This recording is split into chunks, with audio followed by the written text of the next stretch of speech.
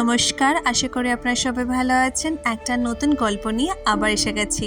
আর আজকে আপনাদের আমি গল্প বলবো আমাদের দেশের বাড়ির কথা। দেশের বাড়ি যাওয়ার পথে আমরা চলে এসেছি একটা মিষ্টির দোকানে মিষ্টি কেনার জন্যে। আর এই দোকানটা হচ্ছে একদম পিরো মোড়ে ভদ্রকালী মিষ্টান্ন ভাণ্ডার। আর সেখানে আমরা দুজন কিন্তু ট্রাই করে নিলাম দুটো মিষ্টি। আপনারা হয়তো জানেন যে হাওড়ার মিষ্টির টেস্টটা একটু অন্যরকম আর খুবই ভালো। হাওড়ার মিষ্টির মধ্যে একটা জিনিস খুব ভালো, এখানকার মিষ্টির সাইজগুলো অনেক বড় বড় হয়।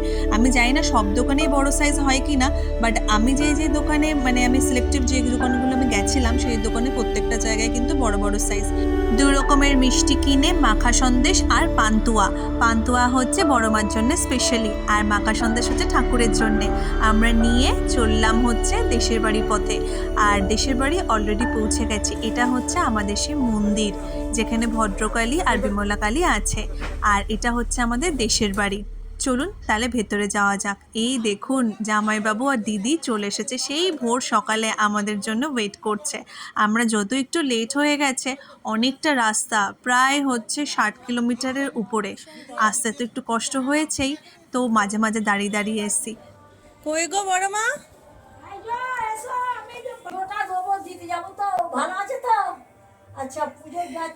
মিষ্টি আছে, হ্যাঁ আমি ওগুলো পড়ছি। তুমি এগুলো কোথায় কি রাখবে?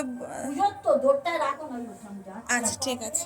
আর বড় মার কথা অনুযায়ী আমি কিন্তু চলে এলাম শাড়ি পরতে, শাড়ি পরে পুজো দেব তাই জন্যে। আর সেদিন ছিল হচ্ছে প্রচণ্ড গরম, যেমন ঘাম হচ্ছে তেমন হচ্ছে হিউমিডিটি। তাই জন্য আমি ঠিক করেছিলাম যে আমি একটা পাতলা খাদির শাড়ি পরবো, সেটা হচ্ছে লাল পাড় সাদা শাড়ি। ওই যে মন্দিরটা দেখলাম সেটা হচ্ছে হরি মন্দির ছিল।